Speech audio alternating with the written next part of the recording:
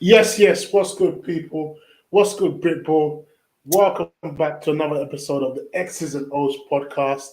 Hashtag X's and Os, hashtag Britball, hashtag banner, hashtag talk of the day, all that jazz.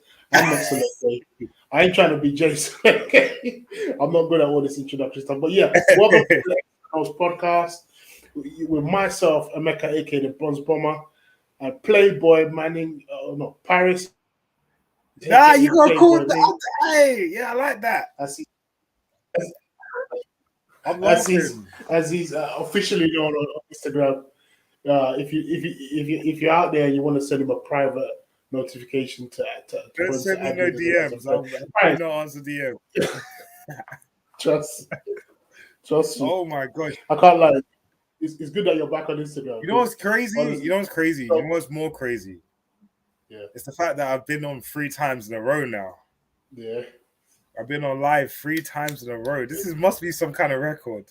Listen. This Like level of consistency is just making me sweat. I feel like I'm carrying the team right now. I can't take this, man. All this consistency right here is it's hard work.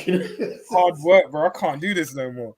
It's hard work. I know. But my question is, where's Danny, man? No, we ain't seen Danny in time. Where's Danny? Danny is wiped out from work for sure. He's just wiped out. Yeah.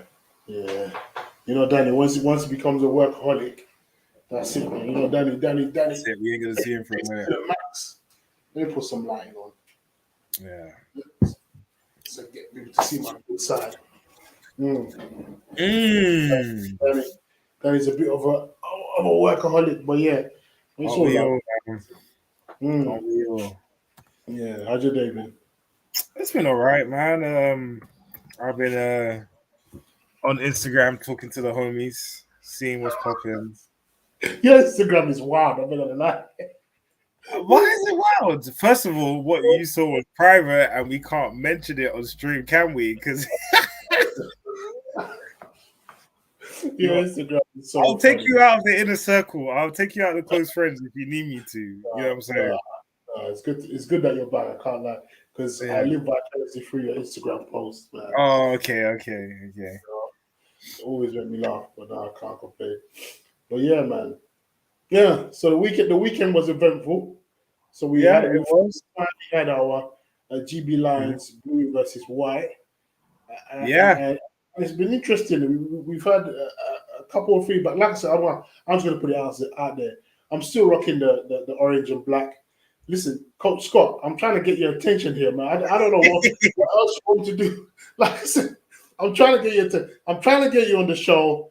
You know, he's airing my DMs. You know, Coach. Has he read them as well and seen them? You know that one hurts the worst when you know you can see that sent and received message.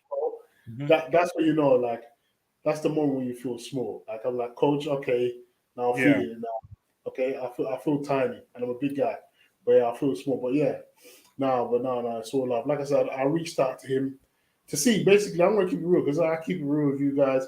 First and foremost, if you got any questions or if you got any comments, please put those through to this in our super chat. Comment, like, share, subscribe. Like I said, if you got any questions or topics you want us to address today, or you want to declare your love for anybody, just put that in the super chat. And like I said, we'll give you a shout out. If there's anybody you want to shout out, you know, on here, feel free. And like I said, we'll endeavor to get through those. But yeah, back to it. So I reached out to Coach Scott and just he left you on red, bro. He left me on red, bro. He left me on red since 8 a.m. You know, I was trying to catch the early worm, because I know he's an early riser. Yeah. He left me on red from 8:05, bro. He has not responded to my message. He's a busy man. I can imagine, but still respond, bro. Like, hey, me, respond. But anyway, so I reached out to him for some tape because obviously we were supposed to go to the game, or you were supposed to go to the game on Saturday and watch that, but obviously you couldn't get. I was definitely ill. I would have loved to go, but terrible segue. But it didn't seem like I missed much. Yeah. What? The score is what, 10-6? Shout out to the GB ballers, man. like I said, you're in a situation where it's hard. It's hard. Like I said, I think we as a team, we put a lot, or as fans, we put a lot of pressure on the GB athletes, right? Because we have our. I'm not doing that. I do. Nah. No, okay. Nah, we don't put pressure on GB. Not really. There's no pressure. What is the expectation? Like, no one has any expectations at all. I think everyone has, including the athletes that attend, they all have the same statements and, you know, revisions to make to the program or whatever. But in terms of pressure, like, what do we actually expect from them to compete? Like, I don't think that's like much pressure at all. It's like the bare minimum. Hey, we want you to field a competitive team in the international scene, kind of thing. That's not pressure. If everyone's saying, "Oh, why haven't we won a championship? We should be a championship team next year," then I guess that would be like unnecessary pressure. But us expecting them to build a competitive team, it's not pressure. I think I think maybe they're just dealing with some unique constraints, or maybe not so unique. You know what I mean? Like I don't know what other countries' programs look like, but I'm not sure if they struggle in the same way, or maybe that's something we need to dig into. But yeah, ain't no pressure on the GB. Don't start doing Mr. Politics, Mr. Baffer right now, man. I can't take it. Because I don't know. I feel like I personally put some pressure on some of the bowlers. I know some of the guys who are playing on the team. A couple of guys actually.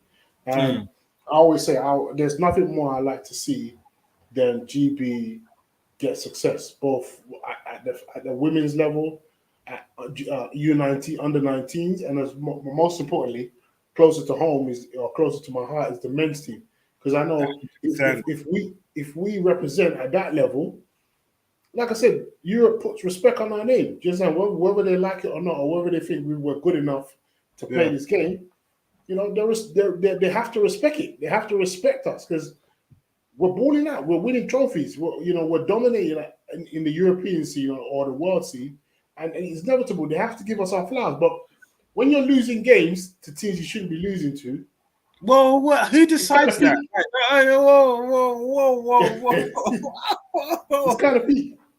Like, you know what? I think there's this weird thing that's happening with British athletes, or maybe with the British program. We've got this perception that we should be good.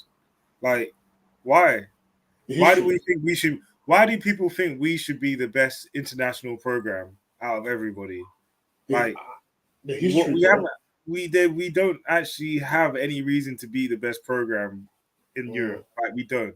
We don't have a professional scene. We don't have necessarily a deep history of American football compared to some other countries, i.e. Germany.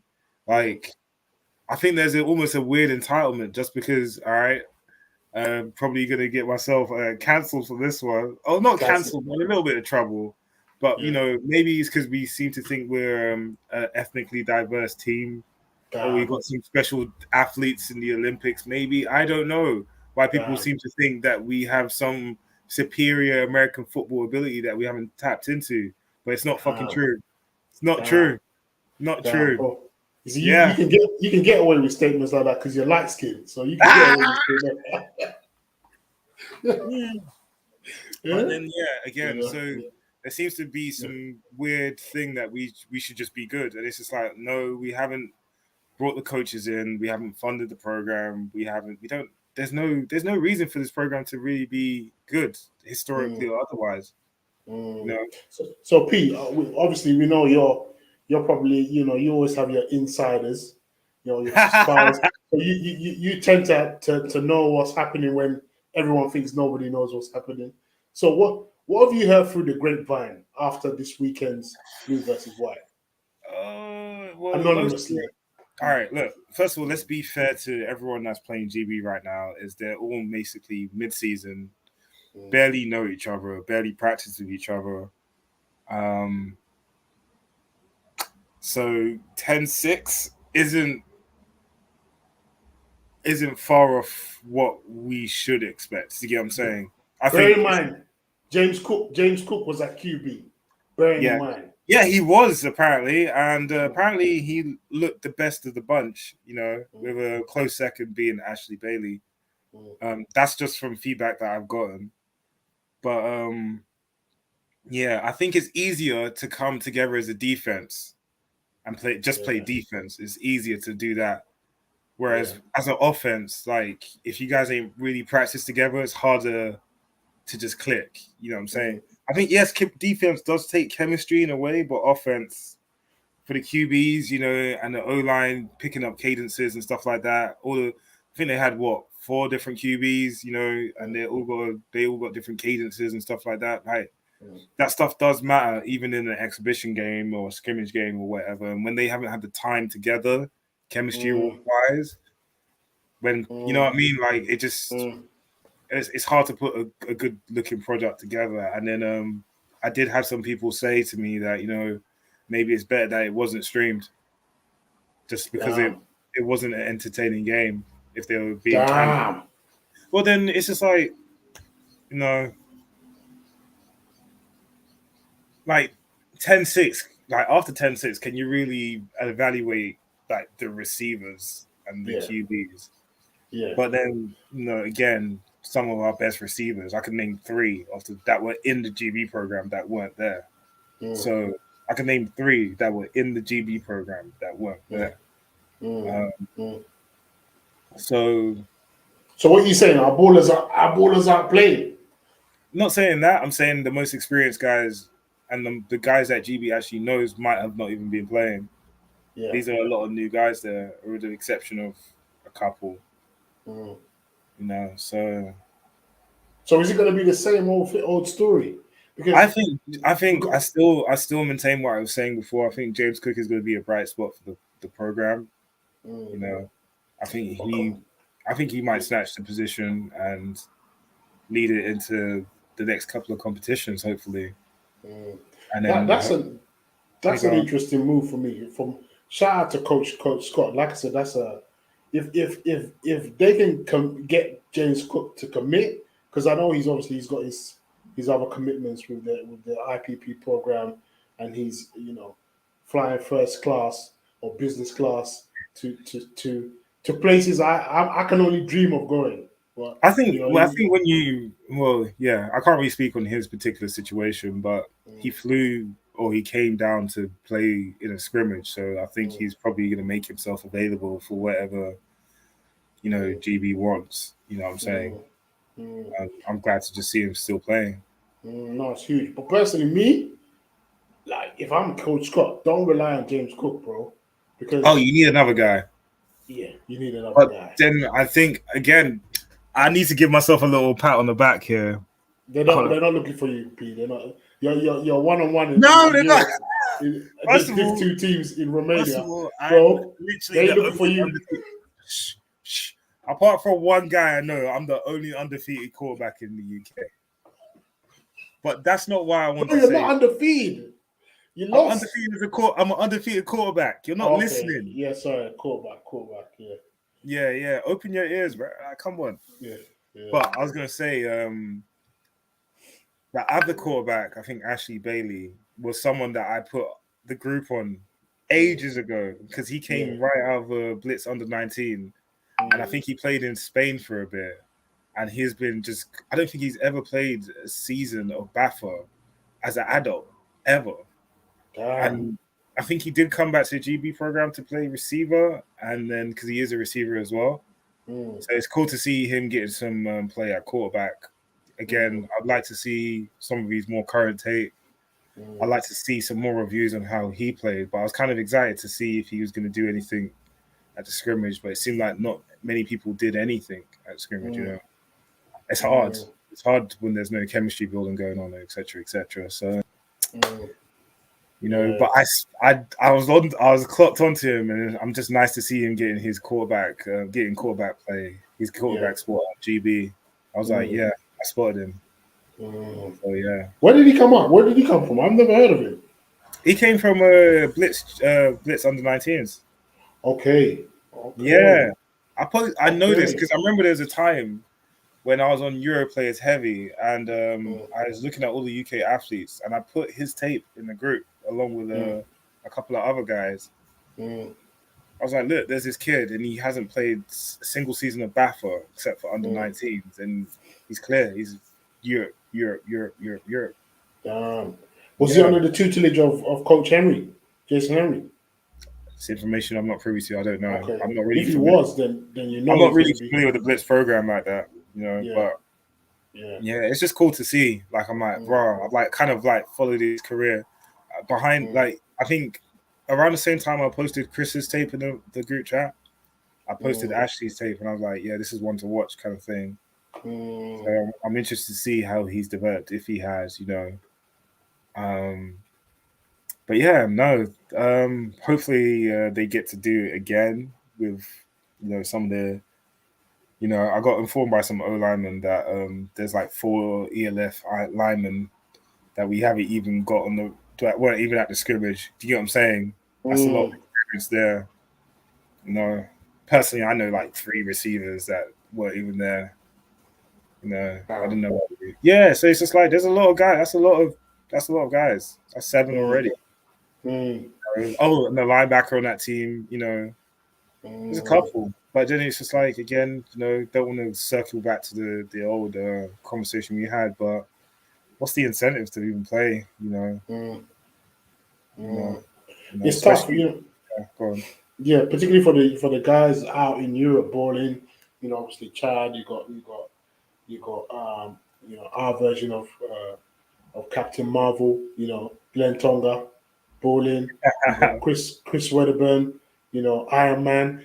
You see, like you get, we need to assemble the Avengers because, bro, this is the last hope. Like Coach Scott, man, like I said, listen, I'm trying to get your attention. I'm wearing orange. I'm wearing black. I refuse to wear gold and green because I just feel like it doesn't go with my complexion. But yeah, I refuse to wear those colors. Huh? You know what this touches on again is I keep saying this, or I've said it before when I said, has like British American football gotten worse?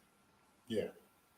And just judging by the scrimmage, the fact that we don't have the depth, like we have to reach for players who are playing pro to put a team together.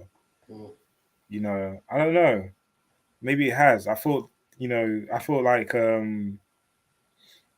just looking at it's kind of weird to say this, but to just judge the entire British game off of just the scrimmage, you see how I think it was just rushing touchdowns. I don't know if there's any passing touchdowns, but it's 10-6, so it's field goals. Again, you know what? I don't even want to talk on this game without seeing the tape. I don't think we'll ever get access to it either. Yeah. I mean, it'd be nice to even just. It'd be nice to make actual like a fair judgment or assessment of it. It'd be nice to, but that's why I wanted to go see it. But yeah. I mean, we get to a point where, regardless of if they're afraid of other people getting the tape, like I said, believe in your own source.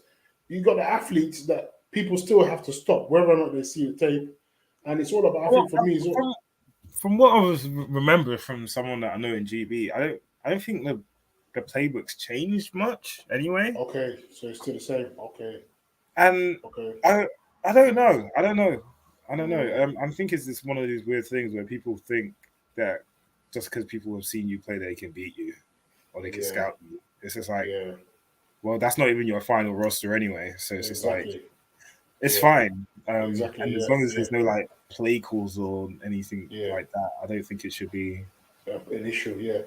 Well, you know the culture over here. Like one of the biggest stigmas. It's just no, bro. It's every team. Like you don't want to ask teams for tape. Like some of these coaches are out here giving you tape that's literally years old, 240p. Grainy. You can't even distinguish the numbers of the players. It's an angle where it looks like somebody put this an iPad 1 or whatever. In the NFL, I know this is a weird comparison considering what it is, but in the NFL, everyone has tape on everybody. Yeah, and in the GFL, everyone has tape on everybody. Yeah, and that's how the game improves, and that's So how then, players, so coaches let's not improve. make let's just call it what it is. These Yeah. guys don't have the resources to record proper tape in the platform. It's not they're not being secretive. It's like literally just came off my Nokia 3310. No one. I mean, Well, you sure. keep it. I think they just didn't want to share it because it just Yeah, looks like crap. You know what I'm yeah, saying? It's exactly. like they're Yeah, embarrassed. yeah, It's yeah. kind of like they don't want to. It's like when you're young and broke, you don't want to take a girl home because the place looks crazy. So you make up the hell excuses. I got a flood. I don't know. It's yeah, crazy. You know, like you know yeah, what I'm saying. Like I don't know. yeah, The whole tape and being secretive with tape. Just say your tape looks whack. Just say it looks yeah, like crap. yeah, yeah, Just say it. yeah, Like yeah. But I mean, what's the secret? but It's either we're gonna get the tape or we're gonna be yeah, at your games, which I that's think true. 9 times out of 10 people just attend the games, and Mm, you can get even more information from games because now you can yeah, be behind the sideline, you can do messed up mm, shit. yeah, So yeah, yeah. I mean, but from like the clips I've seen online, you got some new guys who've come through. You know, like Terrell Bovell from the XRs. You yeah. know, huge prospect, massive. You know, huge prospect for the Oh, GB is that a running back? running back. Yeah, looking good, obviously for the XRs, and Hey, really say elevating XLs himself. again. Go on. Say again, Say XRs, XLs again. Yeah, yeah. yeah, Shut XRs. up. Bro, man, we love you, man. You're part of the family. You know, Ah, I'm part of you're that cousin I'm that part of got the away. family. The You're part of the family. family. The orange and black. You're part of the family, man. But yeah, so you got the likes of from Tyrell doing really well. You got obviously Coach Lillis posting his pictures, showing the camaraderie, showing the guys smiling. Like it's good to see some of the guys out there taking pictures and snapping for the gram and smiling. You want to see some of that Okay, togetherness and jelly. not doing this. Mm, When you watch college, we want to see the offense clicking. You know, they mm, don't want to see like if Alabama had a scrimmage. Let me just have a look at this now before I speak. mm, You know, but it's just like for the offense to do nothing more or less, for it to yeah. be a boring game, it's quite concerning because it's Mm, either the problem with the talent or there's a problem with the way that they've prepared the two sides. You know, mm, mm, but to put up like such a low scoring affair, is the defense that dominant, or is the offense mm. that bad, or are they that unprepared? Like, which one is it? That's very true. Uh, it's a catch-22. I'm hoping it's not the offense is that bad because that's Mm, scary. You know, mm, that's scary. Like how do we get behind that? And like I said, I'm hoping that this scrimmage gave the coaches some food for thought. And like I said, there's still time to make some adjustments and make those calls. Like I said, Glenn Tonga, if Coach Scott won't tell you, I'm gonna tell you, bro. Come and come and be our Captain Marvel, please. Nah, Because Glenn, keep collecting that check and protect your jewelry. Don't do it to yourself. Glenn, You already got your Chad, jersey, Chris Wedderburn, even Remy, come back, Snowman, come back with guys. your violent hands. Guys, you gotta put your bodies first and your careers first. So if Yeah. you can avoid it, avoid it. It's not that deep. A lot of Money unless people, you want to come get your jersey, then like but nine times out. Listen, this is the thing though. Like nine times out of 10, guys are looking to jump a GB, get their photo up, then scur out. They're not trying to yeah, stay in the program like that because mm, it's a drain on resources in every which way, and it kind of yeah, diverts their attention from where they should be, which is mm, Chad is probably he has his eyes towards the IPP program yeah, along with the other guys. You know what I'm saying? Like, why would he put himself in that position? Do you get what I'm saying? Unless yeah, there was some benefit to him development wise. Do you get what I'm saying? mm, But right now mm, he's already in the best position to develop his yeah, game and to play against the best players as well. Because yeah, you can't even say it's like, oh, now I get to play against the best players. No, he's doing that in the ELF already. Do you get what I'm saying? So mm, yeah, it's hard. Like I wouldn't mm, be able to look a kid in the eye and say, "Hey, listen, cut your left season short for a sec, mm, or miss or whatever, and come playing GB. I wouldn't tell my son to do that in the off season either. I'd be like, yo, stay your ass at home, get ready for the next season, get ready for the combine, recover, etc., etc. Unless they're really taking care of you, whatever that means to them. But I think we all know what that means, Yeah. And that's literally to just get the same basic privileges that any other international athlete gets, or GB athlete gets, sorry. If you're a GB sprinter, or, like even down to like, like when my friend was playing like for basketball, like he get free gym memberships and stuff like that. You know what I'm saying? Like things that facilitate him being an athlete, That's what happens when you're a GB athlete. But right now they're not really considered like that. So it's just like, what's the incentive to even do that? Yeah. Have you got another topic? Because oh my god, I just don't want to talk about it without any information really. Yeah, we're done with this. It just sounds like we're hating. It's like I'm not even really wanting. No, Like that. We're not hating. No, definitely we're not hating. I think we're just we want to see success, and sometimes when you're nervous about seeing success, you say some wild things. Yeah. Let's just leave it at that. Let's just leave it at that. Okay, so you've been keeping up to date with all things Brits doing bits. Obviously, we've got some of our guys out there. So far, obviously, you're one of the. You're keeping an eye on some of the guys playing out there, watching some of the games through the AFI. So any standout Brits doing bits this weekend from the games you see?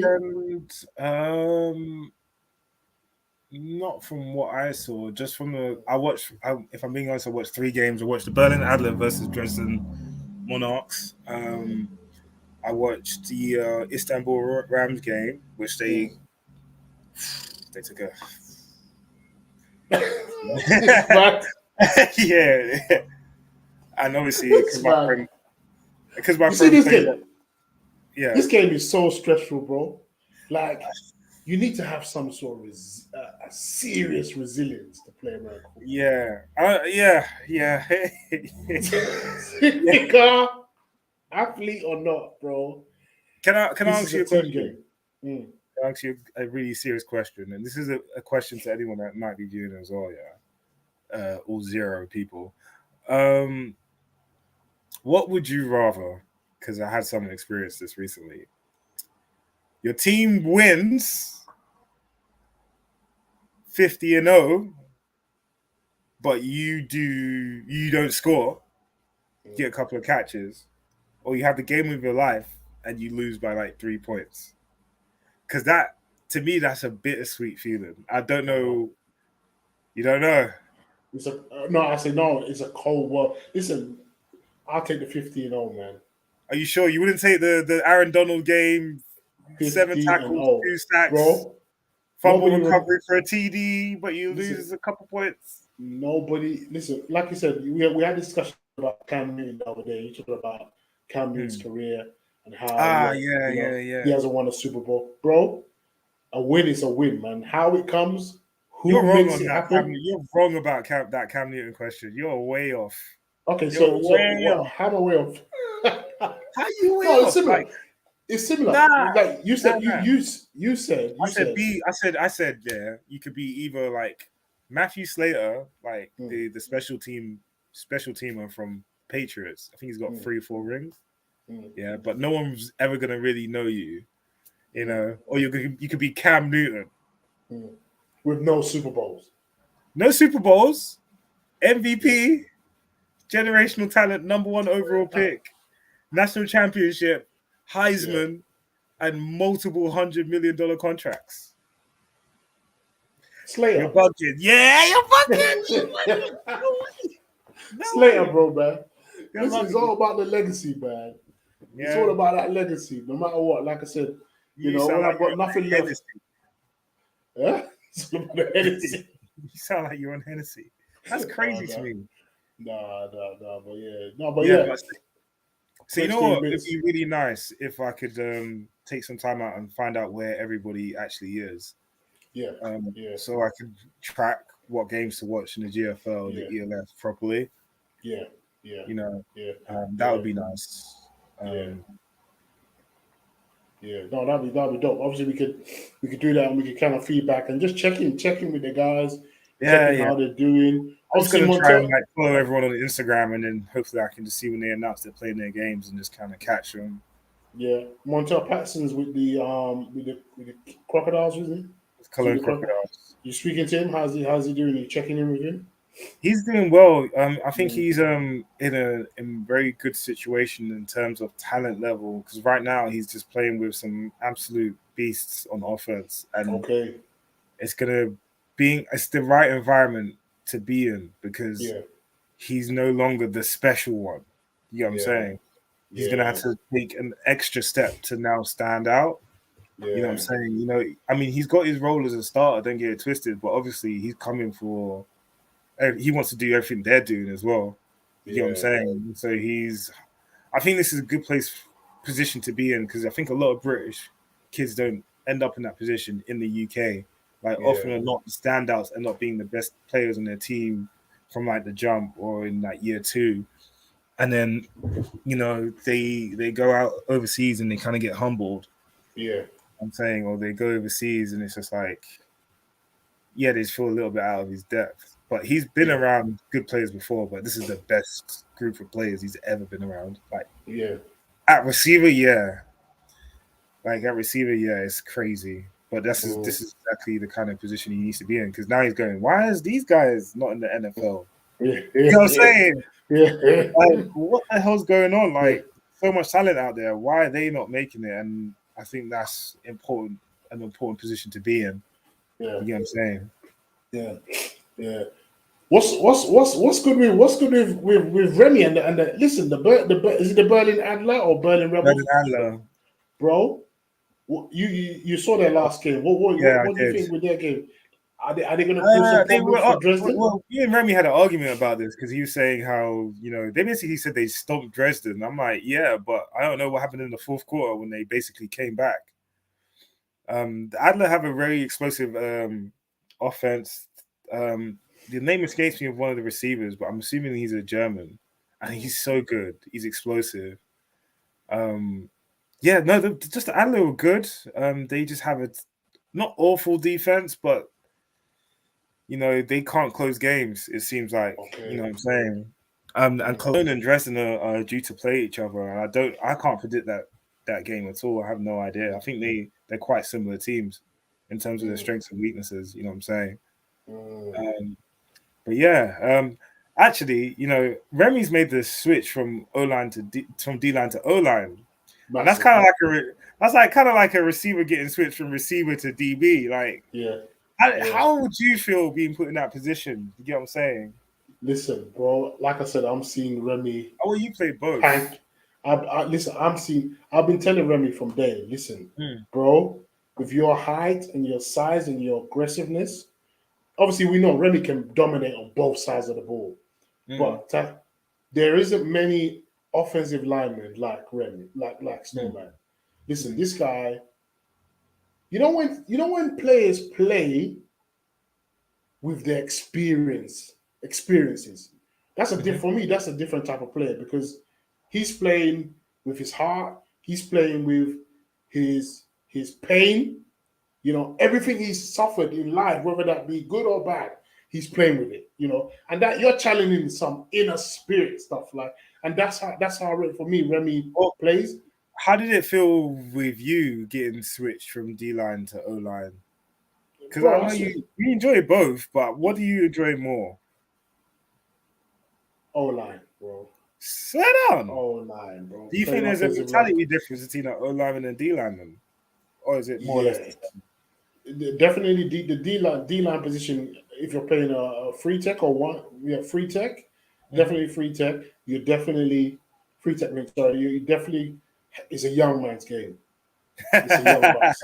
That's a young bucks position. Like, you know, not, you know, like I said, no disrespect to nobody, but you know, that's a position where you have to have a high motor, unless you're someone like, you know, Deji or DJ who's got a high motor, can play one and free tech and still dominate. There are athletes out there who can dominate at one and free tech, you know, and still, you know, at big guys, 300 pounds, but can move. You know, we were talking the other day about, you know, that we as British American footballers have never been coached. Even the big guys have never been coached to move right and move the right way.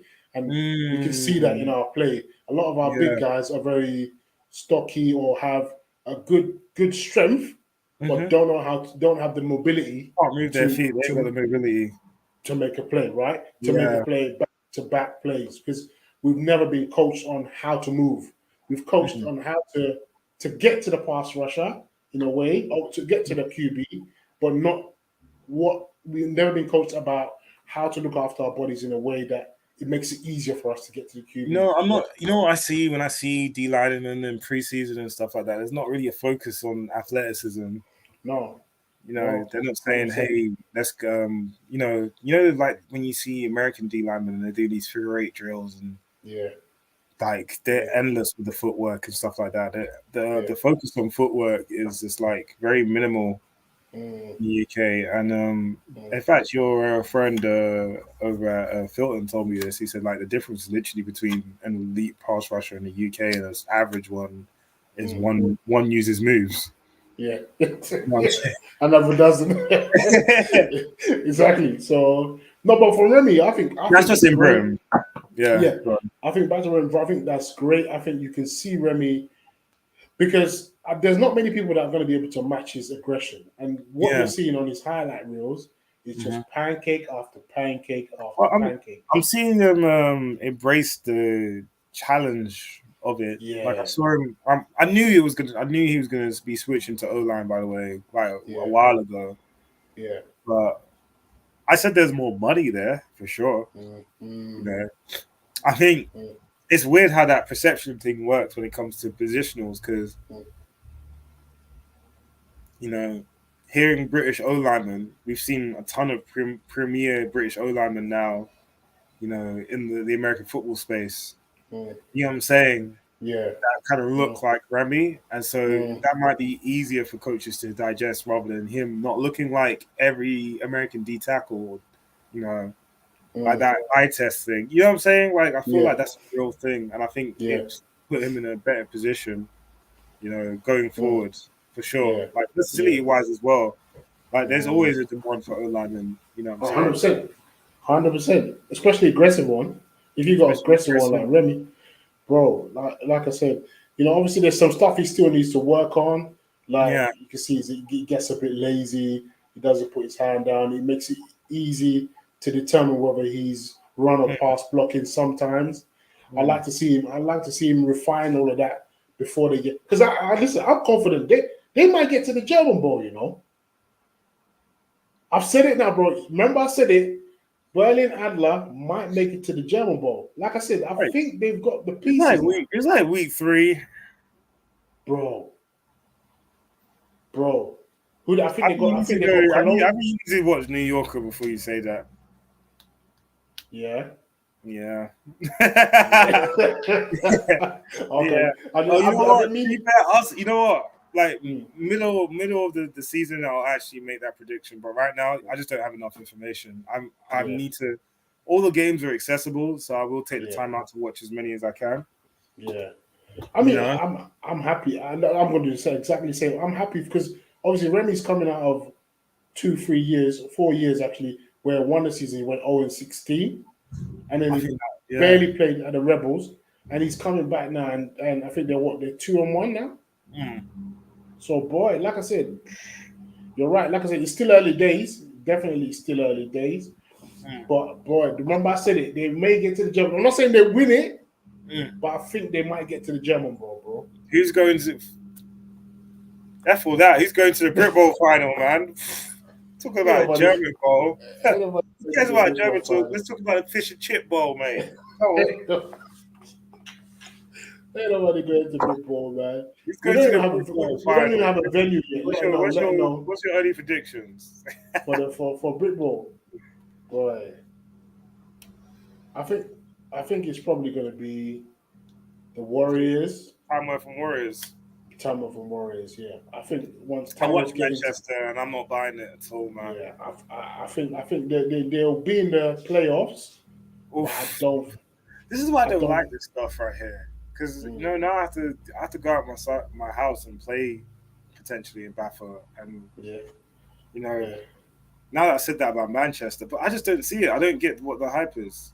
I don't think they're good. I'm just gonna come out and say it. I don't. No, I I have to say definitely it. think I have to talk straight. I definitely think they're good. I definitely think they're good. I think they don't have the right players.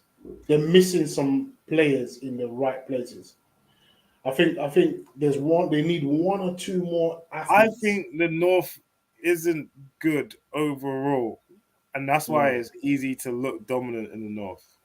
damn, Yeah, I said it. I have to because you know what it is. People want damn. to just gonna lie. I think Tamworth is like up here, and then everyone else is kind of like middling.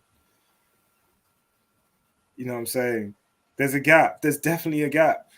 Damn. I watched it, man. I watched it, and I just was not seeing it. Damn. Damn. Yeah, He's out here I just have to naturally. say it. You see, you have this innate ability to cap, bro. That's not cap. The North is south. No, and this is not to say there's not good players in the North because there definitely is. I've met them. Yeah. But overall, like if we're just going to compare team to team, it's not. I don't know. It's not the same. I don't know what to say to you, bro. It's not. I don't know what to say to you. It's not. So what? So when If you went Bristol was to in the North, Bristol would be the best team in the North. Why is that so shocking? bro, Why man, is that shocking? Why is that shocking? Why so are you you? saying if Bristol were in the North, they'll be the best team in the North?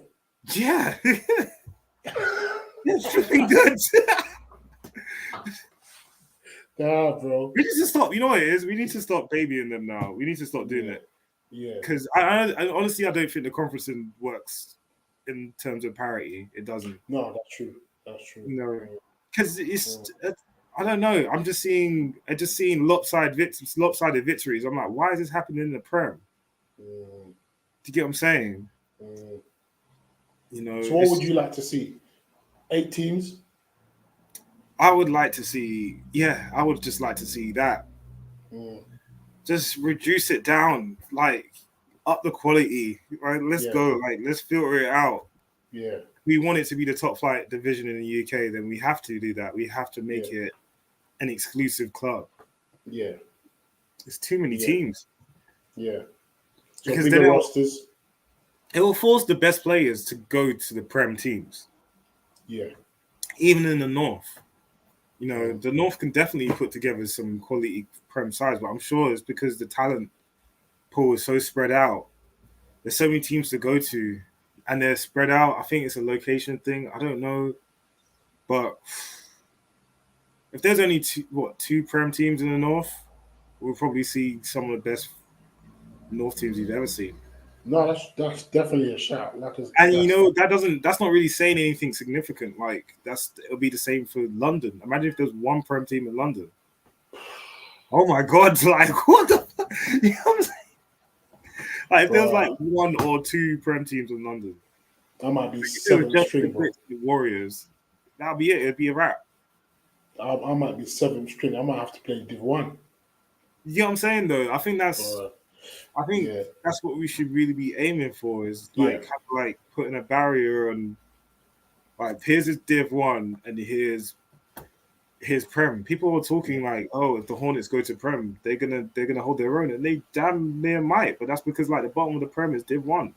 When I say the bottom, it's like literally the 1 seed and everybody else. Like we can't look.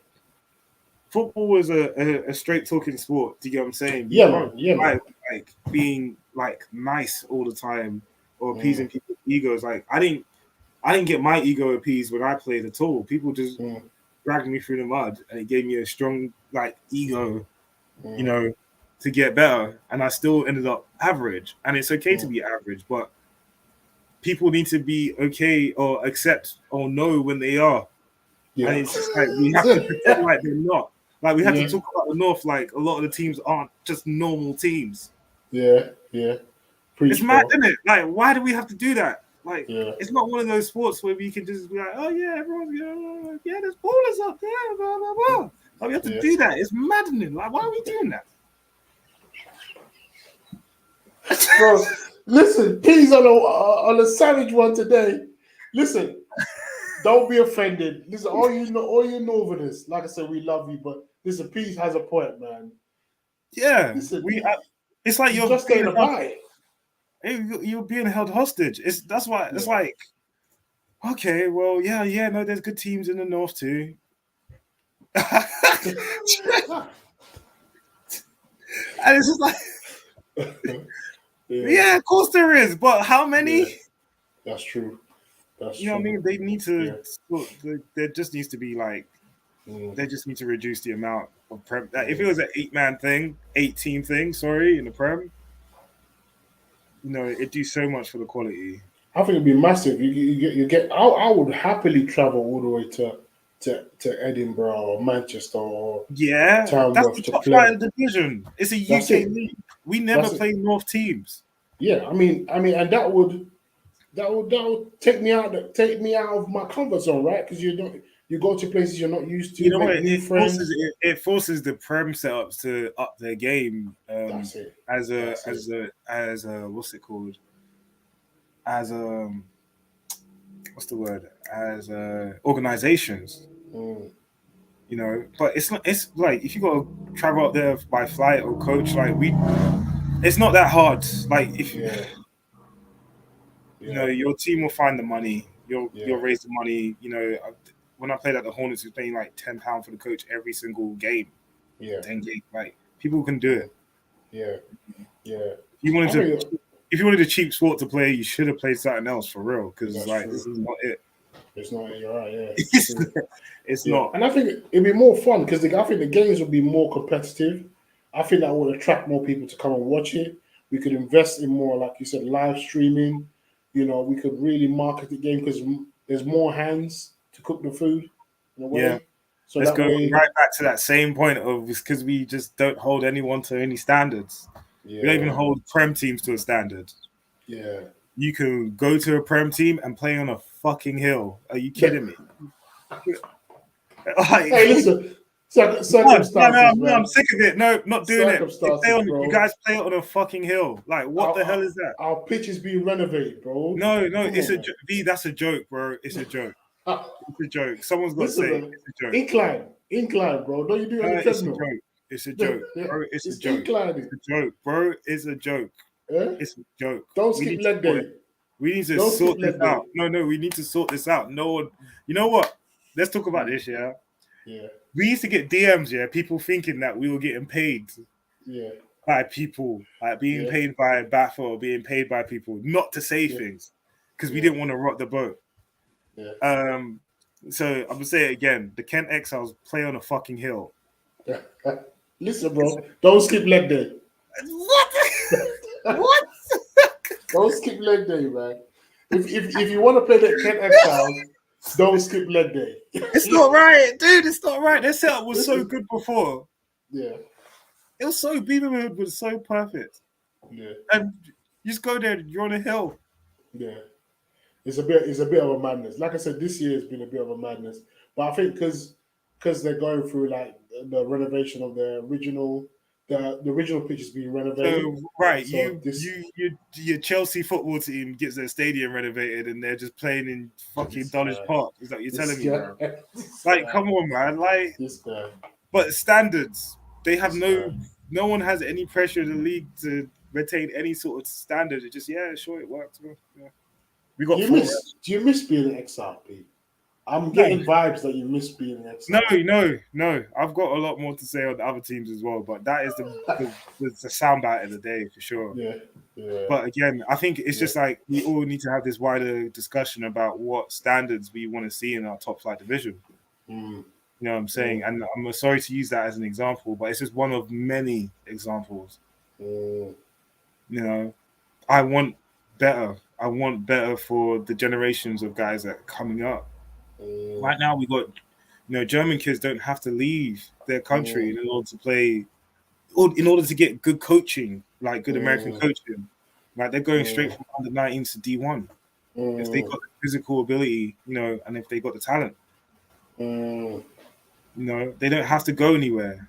Thank God that the NFL Academy is stepping it up, and thank God for Filton. But yeah, Prem Ball needs to really be Prem Ball. I think that's what we should all want. As coaches, as future coaches, as future pundits, as future anything, like that's what we should all want. And it's time to start kind of like picking apart what's actually going on. Yeah. You know what I'm saying? And if that means that someone has to say that the Kent Exiles play on the fucking hill, so they play on the fucking hill. The best team in our division, Warriors, you go up to Warriors. There's just not enough people watching them. Yeah. There should be hundreds of people watching the Warriors. It's the best team in the UK. Yeah. Hundreds. They should have fans. People should be wearing their merch. Yeah. You should see that all the time. You don't see it. It's appalling. It's not fair. It's not right. Yeah. And I know they're working behind the scenes to put something together, but I'm just calling out some things that are like a little bit odd. You don't. But you think the Warriors are partly to blame for that? I don't know. I don't know. I've never run a franchise before. I don't know the difficulties of funding, like putting a game day experience together, etc., etc. What I do know is that when you played at the Kent Exiles, you can get a hot dog, you can get beer. You know what I'm saying? It's possible. It's possible to have the infrastructure to do it, and if they can do it, then anyone can. There's no reason why no team should have quality tape. Sussex do it. They're not the best team in the UK. They put out a video on YouTube every time they play a game. So you know what I'm saying? Onside TV, Cheers Mate Productions are there. They don't even need those guys to do that. They don't even need that guys to do that. That's what I'm saying. They don't need those guys to do it. Like, there's nothing. A tower should just be mandatory. It shouldn't even be like. You know what I'm saying? Like, you're speaking truth, definitely. Because obviously, look for example, you're now keeping up to date with all the games across the pond, right? In Europe, we don't have a hub or website or anything where people can just you know what? Let me see how British American football is played. Yeah. If you don't know about the Sussex Thunder and you're in the middle of you're in Miami Beach. And you just want to, for banks, you want to check out British American football. Where are you going to go? You're going to know about Sussex? You're 100% right. Listen, literally, look at this, right? But there's levels to this, because the GFL, despite them having like a contract with a Shark War or whatever who does all their stuff, like depending on what team you're watching, the stream quality might not be that good in terms of what camera they're using or what camera angles they have. They all play in different types of stadiums and blah, blah, blah. So sometimes some teams, the top flight organizations usually have great, like recording facilities. Yeah. Some of them don't. Now the ELF the consistency is crazy. Like after I was watching the ELF highlights that go up like 2 hours after the games have been played, if that, they're like up immediately. It's crazy. Their machine, the ELF machine right now is just... They're even putting out content that is ELF related, but not actually ELF football. Like they got comedy stuff going on in German. Yeah, it's called Food Balls or something like that. It's crazy. Like they're really like the best thing that Europe has to offer right now. But we can't even do the bare minimum, which is just to have towers, like investing in scaffolding, having a single camera operator. Yeah. We just have to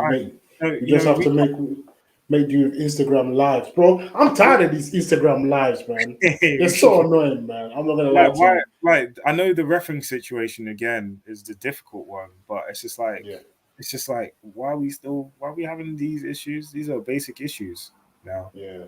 What's going on with there's something wrong going on with the game right now. There's not a lot of, I don't know what it is. I guess it's really easy to stand on the sidelines and go, oh, this is wrong, this is wrong, this is wrong, this is wrong, without providing really any solutions. But it's kind of sad that like we're in a culture right now where if I say the Exiles play on a hill, everyone's not going, raw, the Exiles playing it ill. They're like, oh my God, I can't believe Paris said that on the stream. It's just like, you get what I'm saying, though? The Blitz playing a sand pit. Honestly. They're playing a sand pit. That pitch is the Blitz, no. Let's it's illegal. It's illegal, bro. So you know illegal. That pitch is illegal. They shouldn't be allowed to play games on that pitch. That pitch is illegal. Look. Okay, so look. To review, the Kent Exiles play on a hill. The Blitz play in a sand pit. The Warriors should have way more fans and people knowing about them in the local community. You know, they should just be way more. They're undefeated. No one cares. Like they should be bigger than what they are. And the O's, I haven't really got any comments for them. No, come on, bro. Say it with your chest. There's nothing to say. Like, at the end of the day, there's nothing to say. Comment on the O's, man. You don't owe me to comment on the O's. The O's are perfect. Comment on the O's, bro. In what way? There's nothing to say. In what way? Hornets? What about the Hornets? They got some of the greatest social media presence of all the football teams. What about the Hornets? What about the Hornets, bro? The Hornets? I haven't got no comments for the Hornets either. Again, I don't really know what's going on there, but I know when it comes to those 4 teams, I know more or less. I've seen all of them, so I know more or less what's going on. Yeah, what is that? I'm just saying, like, and that is more controversial to say that than to actually discuss what's going on and how the community can come together and maybe make some changes. Do you get what I'm saying? Yeah. Okay, this scenario. I'll put this scenario to you. You get £2 million, to invest in the game. What are you doing? What's your 10-point plan? All right. First thing I do is Yeah?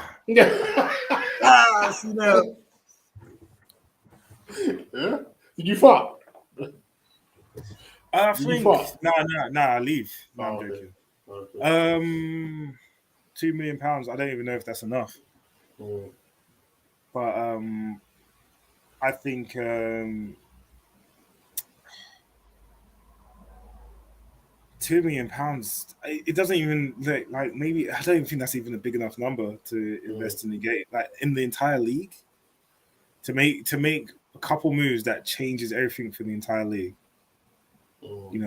It's hard. That's a small figure. Like if we're just talking about just the Prem, I don't know. Like, what would be the biggest mover? What would change things the most? And I think the first thing you want to do is get the game to be in front of people's eyes as much as possible. Most definitely. And I think everything kind of leads on from there, Most definitely. So, maybe, twinning teams with rugby clubs or twinning them with facilities, just getting them in just stadiums as standard, no matter how small, I think is the first move we try and get. But even before that, maybe just making sure that everyone can stream in some particular way. We have to have the game in front of eyes. People have to care about it before we can invest in it.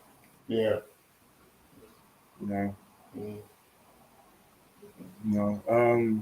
Aside from that, again, 2 million is a small number, but making sure that they have enough refs, I guess, is the next one. Yeah. And the rest you just put in the bank, and then you just wait for the next opportunity. Whereas, if BAFA had $3 million in the bank and they didn't give the Warriors an interest-free loan to go pursue their ELF dream. Bro, the Warriors would get smashed. We should have assisted as much as possible with that. I don't know. We need to have UK players out there on screens. We should have a platform for them. Yeah. I don't know if BAF is actually a for-profit organization. So then it's just what is the dividend? What do we get out of investing in them? Did they invest in us? In what way? I don't know. Again, I don't know the mechanisms or how things work necessarily. Well, I mean, you're allowed to use your common sense to think, logically, how would it all pan? As much as you say you don't know, but I think logically you just look at it with your logical eyes, and and you look at it with some common sense, and common sense will tell you that these are the things, some of the stuff you've mentioned are things that you've seen as almost like basic elements of successful leagues or organizations. Yeah. Basic elements, basic elements of successful leagues and organizations. We're not talking about the NFL. We're not talking about the XFL. We're not talking about the CFL. We're talking about levels like the GFL and the ELF. Obviously, the ELF have set a new benchmark, but the GFL is a prime example of, like I said, let the game be visible. Invest in making the game visible. I think, you know what? If there's a hill to die on, if there's like one thing to make an impact on any team, is let your game be visible and everything flows out from that. I went to Sussex based on the fact that, hey, they actually record their games. I've got my full red and blue scrimmage on my laptop. Like, I can see the entire tape.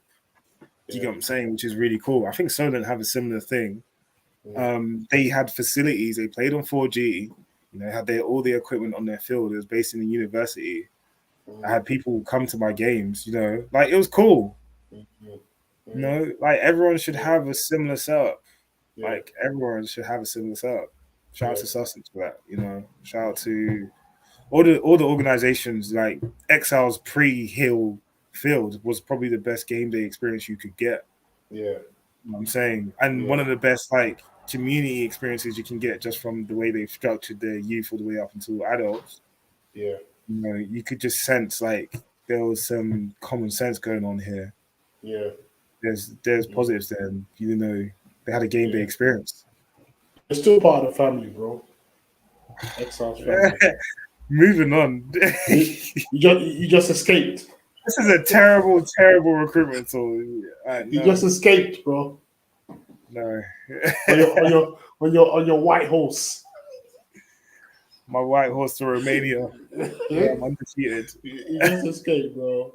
Nah, but you're right. I think it's definitely a time for us to start investing in making our game visible.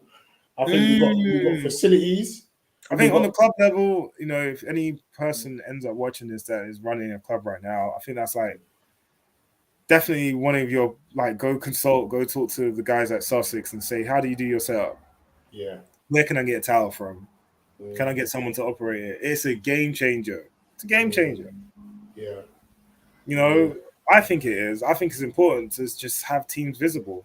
Like, no matter how bad the football is, let's get it out there. Let's get these players out here seeing themselves look terrible on film. Yeah. You know what I'm saying?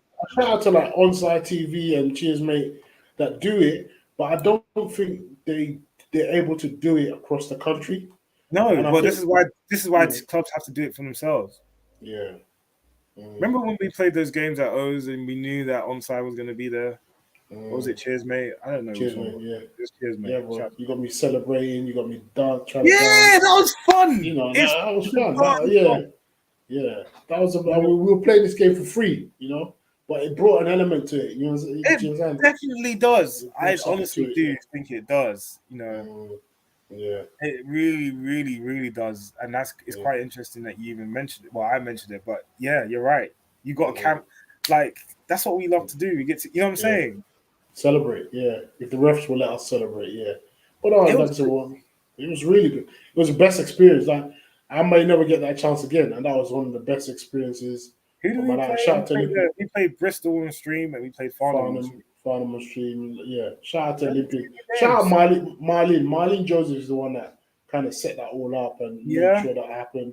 And a lot of people didn't know that she took money out of her own back, right? Oh, wow. Just so people know, she took money out of her own back to make sure that we as young players and as players got that experience, and some may never get that experience again. And that was priceless, we actually got a game stream on YouTube, and that was huge. To other people, it might be something small, but it's like I say, P, it's massive for the game. It's massive for the game, for people that potentially want to invest in the product. If they don't see the product, they can't invest in it. They can't invest in some phantom thing that you talk about. Yeah, they can't invest in a game that no one sees. Exactly. Yeah. Yeah. And you can't. I think. I don't really know much about the Warriors, but I'm going to assume that they've got a team and they've got sponsorships ready to go. But maybe it would have been easier for them to achieve whatever figure ELF was throwing at them, like at the time. If years prior they had been streaming consistently their entire all their championships runs. You know what I'm saying? And all those players that played in those games deserve a platform anyway. That's like four teams now that were just like so many great athletes that are kind of lost, like on some obscure Brit Ball website somewhere. You know what I'm saying? It kind of sucks. Kind of sucks. Yeah. Like So if you're Tony Allen, just from a logistical perspective, ELF, if they're going to drop some money for you to bring a team to represent the country, right? How much is enough for you on a base level? How much is enough to make it make sense? I actually don't know. I think I probably can find the figure what ELF was asking for actually, but I have my phone on hand. But I know it was a lot, and it's more about is your team able to sustain itself through the ELF growth period? You know what I'm saying? Okay. You know what I'm saying? Because ELF have one sponsor that all teams kind of represent. I think it's I saw these in Romania actually. These like Chio potato chip things. Okay, yeah. I know those. But then it doesn't mean that these clubs don't have to have money in the bank. Are they able to cover their overheads for the next? I don't know what it is for the next 5 years. Maybe London is just a lot more expensive than these other places as well, and I think that's a factor to consider as well. But it just sucks. I just feel like I think they've completed Brit Ball. It's time, for them to be an international team, and I hope they get to facilitate that. I know Tony is. That'd be so dope. That'd be so dope. Yeah. Yeah, I know the NFL Academy thing is going on, and that's kind of they're re-interviewing people for that as well, which is crazy. When I heard that, I was just like, that doesn't make no sense. It made sense and it didn't make sense. I was like, well, technically it's been successful, but then we don't know what's going on behind closed doors as well. Yeah. You know what I'm saying? And it's in Loughborough now, so that's a massive change, which means they got to relocate or they got to commute. Yeah. Shout out to, regardless of whatever happened, shout out to Coach Allen, man. He's done exceptional job. Yeah, he's been ahead of a lot of great things in the UK now. Like, well, that's 3 programs now that he's been at the head of. Which is mad. His legacy is crazy at this point. His legacy is actually crazy when you think about it at this point. Like, there's probably not a person in the UK that plays American football that hasn't heard his name. It's not all glory though. Coach Allen, but Coach Allen, you broke our hearts, man.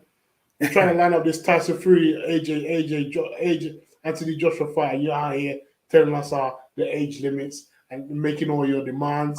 We see you, Coach. The feeling thing, yeah. We see you, Coach. Let's get it cracking. I keep saying, Coach Allen. Can I say something super controversial?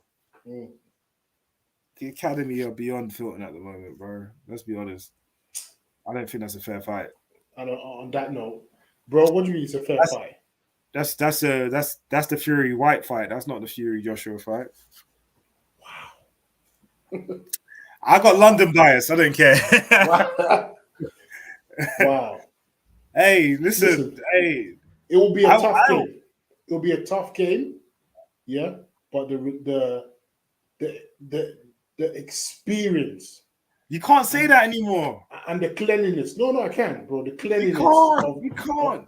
Listen, because Bristol, are clean, bro. They're the truth. It's embedded in their jerseys, bro. Like, they bleed blue. Listen, the NFL Academy guys, they're all trying to make plays, bro. They're all trying to make plays. They ain't trying to win as a team. That's cool. Yeah, they're playing for tape. They're playing for tape, bro. They're not trying to win. They're playing for tape. Highlights. Listen. There's a major difference between the teams, and I'm going to save my tape for another time. You have to wrap this up in like 5 minutes. But Yeah, no. Academy spanks Bristol Why? 10 In times short out. terms, why? What's your reason? Just one reason why. Why? Because right now they're moving like Alabama of Europe in terms of the way they recruit players, and they get their pick of the litter. You know what I'm saying? Not just from the UK, but all over, and they get to send away players as well. You know, like when you see some of the talented rejects of the academy, you'll be like, "What the hell? This is what they're like. Yeah, you can go." Like they're honestly quite loaded. They're quite loaded. You know what I'm saying? In a way that I don't think Bristol is, and people are not gonna like that. But again, people hate to hear. Like this is the thing. I think it's almost British culture, you know, because how is that's not really a hot take.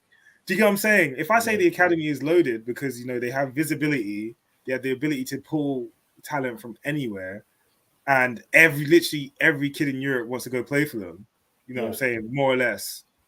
Like so, they have their pick of the litter. They have all the 5-star prospects in air quotations that they have a monopoly on that. You know, the guys that don't make it to the academy and then go apply to Bristol. Some kids leave of their own volition because they Can I don't ask you like. something? Can I cut you off? If it was London Academy, would you be saying the same thing? Nah, no way. On that note, we'll wrap this up. No, that's stupid. Come on, no way. No way. But you don't have no faith in the Londoners. It's not really London Academy, is it? It's Europe Academy. It's NFL Academy. No, but if it was London, like it's Bristol. If it was just London players versus Bristol players, that's a completely different. Why is it different? Because then we're just talking about the talent pools, isn't it? The difference in talent pools, Bristol versus everywhere else. And I'd still say that London might edge them out just because I've seen a lot more London lineman talent than I have. And I think that's that's fair. Yeah.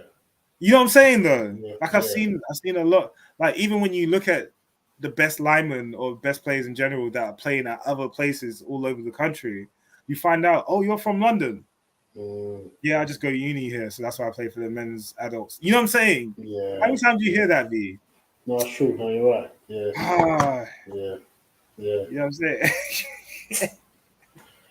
Yeah.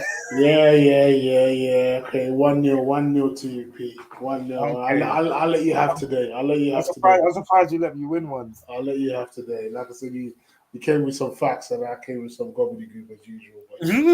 But my gobbledygook wasn't enough to outweigh your facts. But we'll move. It's not really facts. It's not really facts. You know, we don't know until they've played the actual flipping game, and we should definitely see that because I think it can benefit both teams. You know what I'm saying? Yeah. I think it'd be a great spectacle, it'd be a great game. Because you know what? I'll be like, you know what? I'll hold my hands up. Like if Bristol comes spank him Academy, you know, that is good for both of them. Yeah. Because it means that, you know, more kids will go, you know what, Bristol's also an option. They wouldn't prioritize Academy like some of them do now. They'll be like, you know what, Bristol is just as good. You know, if it's a close game even, you know. So mini Paris, yeah. You can see he's destined for greatness. He's sliding. He's sliding just like you would. His goal routes are as aggressive as yours, maybe even better. You know, he's selling the hitches. He's selling the seams, bro. Where you selling him? Bristol Academy or London? Where am I sending my kid? Yeah. I'm not letting my kid play American football, bro. Come on.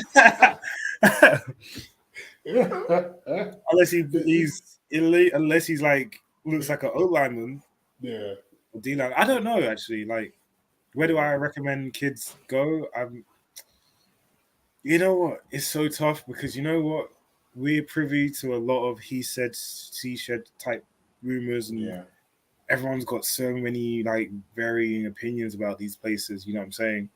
Good and bad on both sides, and so it's just like, you know, if you want your kid to be a successful American football athlete, I'd say keep him out of the American football scene altogether. Let them play soccer, let them play rugby. You know what I'm saying? And you can always pick it up at a later date. you know, unless you want them to play like QB. Yeah. But even wrestling, yeah, wrestling might be the yeah. best transition I sport.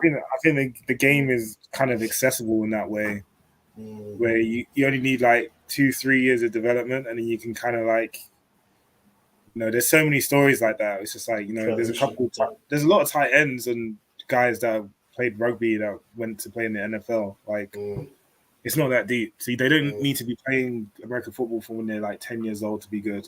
Necessarily, it depends on the position, but if you got it, you got it. I think that's what it really boils down to. You know, that's what I'm quickly realizing as well. It's just like some people just have it, some people just don't. You know? No, you're right. You're right. There you have it. Some people just have it, and some people just don't. Like I said, this has been the X's and O's podcast. Myself, Emeka, aka the Bronze Bomber, Paris, aka Playboy Manning. Like I said, we have our show every week. We might be logged in on Thursday, but like I said, keep tight, hold tight, subscribe, like, share, and subscribe for the latest notifications of when we're on. Like I said, we're just gonna keep it rolling and see how it goes. Stay locked, keep it blessed. Peace.